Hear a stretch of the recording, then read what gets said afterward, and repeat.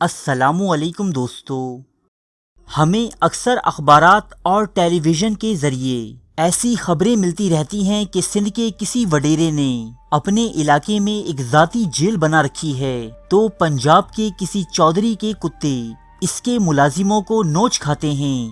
اسی طرح انڈیا میں بھی مختلف زمینداروں کی جانب سے غریب کسانوں اور عام ملازمین پر بھیانک تشدد کے واقعات سامنے آتے رہتے ہیں۔ یہ خبریں شہری لوگوں کے لیے بھلے ہی نئی ہوں، لیکن انڈیا اور پاکستان کا دیہاتی معاشرہ سینکڑوں سال سے ان وڈیروں، چودھریوں اور راجاؤں کے ظلم و ستم سہتا آ رہا ہے۔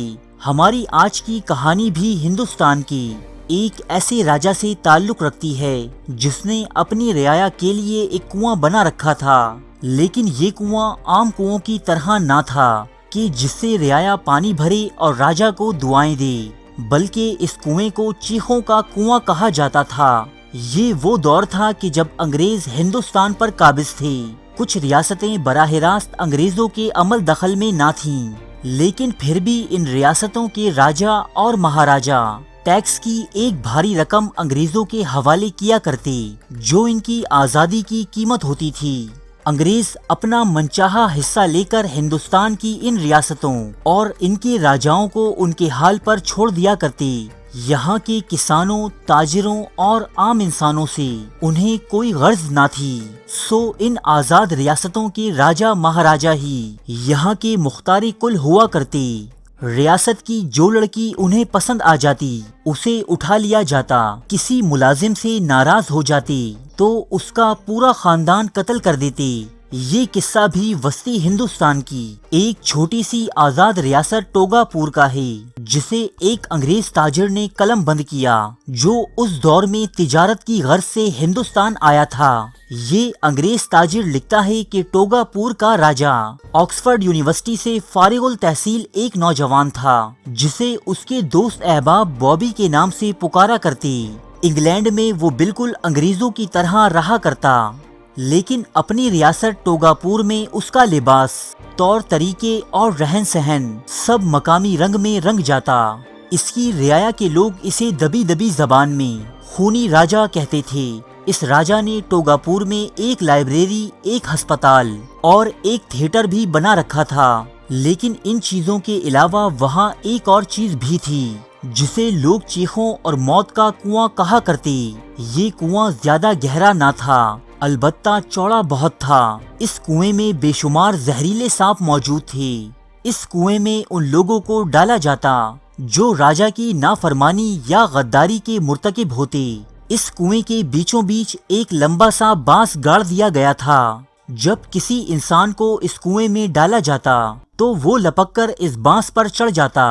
مہاراجا اور دیگر دوسرے تماشبین اسے اس حالت میں دیکھتے اور خوب کہکہے لگاتے۔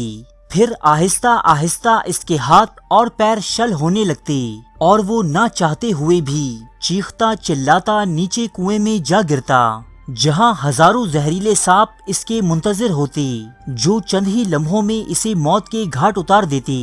یہ انگریز تاجر لکھتا ہے کہ ایک مرتبہ جب وہ اس مہاراجا کے محل میں خاص مہمان تھا، تب کا واقعہ ہے کہ ریاست ٹوگا پور کے محکمہ مالیات کے عملے سے کوئی سرکاری انفارمیشن لیک ہو گئی، جس سے مہاراجا کو کافی بھاری مالی نقصان ہوا۔ مہاراجا نے سب سے پہلے تو علی داد نامی وزیر خزانہ کو اس نقصان کا ذمہ دار قرار دیتے ہوئے چیخوں کے کنویں کے حوالے کر دیا۔ کنویں کے مکین سانپوں نے چند ثانیوں میں اس کا کام تمام کر دیا، لیکن مہاراجا کو اپنی دولت اتنی عزیز تھی کہ اس کا غصہ یہیں تمام نہ ہوا۔ چنانچہ اس نے باقی کلرکوں پر بھی مقدمات چلوائی اور مہاراجا کی اپنی ذاتی رائے کے مطابق چرن داس نامی ایک نوجوان کلرک کو انفارمیشن لیک کرنے کا ذمہ دار قرار دیا گیا۔ اب ایک دن مخصوص کر کے تمام رعایا میں منادی کروا دی گئی کہ وہ سب آ کر اس غدار کا انجام دیکھیں۔ اس خونی پروگرام میں یہ واقعہ قلم بند کرنے والے انگریز تاجر کو بطور مہمان خصوصی مدعو کیا گیا تھا۔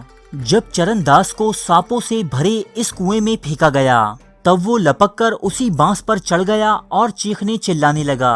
اس سنگدل مہاراجا نے چرن داس نامی اس شخص کی بیوی اور 2 چھوٹے چھوٹے بچوں کو مجمع سے نکال کر کنویں کے بالکل قریب کھڑا کروا دیا تاکہ وہ اپنے شوہر اور اپنے باپ کو اپنی آنکھوں کے سامنے سانپوں کا شکار بنتے دیکھیں۔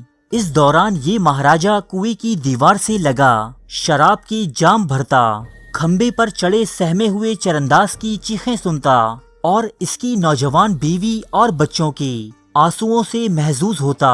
یہ کھیل تماشا کافی دیر سے اسی طرح جاری تھا۔ سب لوگ اس انتظار میں تھے کہ نہ جانے کب چرنداز کے ہاتھ پیر جواب دیں اور وہ کنویں میں جا گرے کہ کچھ دیر بعد کوئی شخص کنویں میں گرتا نظر آیا، لیکن یہ چرنداز نہ تھا بلکہ خود راجہ صاحب تھے، جو پے در پہ شراب کے پیالے نوش فرما کر دھت ہو چکے تھے اور اسی نشے میں بدمست ہو کر کنویں میں جا گرے۔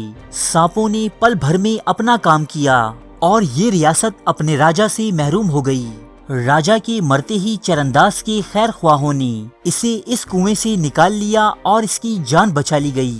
آج بھی اس ریاست ٹوگا پور میں جب آپ کسی راہ چلتے شخص سے اس واقعے کے بارے میں پوچھیں گے تو وہ آپ کو یہی جواب دے گا کہ راجہ کو کنویں کے سانپوں نے اپنی آنکھوں کے سحر سے اندر کھینچ لیا تھا۔ کوئی کہے گا کہ شراب کے نشے میں دھت ہو کر راجہ کنویں میں جا گرا، لیکن حقیقت میں یہ ان آہوں اور چیخوں کا صلہ تھا جو راجہ کو اپنی کرتوتوں کے نتیجے میں حاصل ہوا۔ یوں ایک بے گناہ انسان کو اس کے بیوی بچوں کے سامنے تڑپتا دیکھنے کی خواہش لیے یہ راجہ خود ہی اپنے ہی بنائے ہوئے چیخوں کے کنویں کا شکار ہوا۔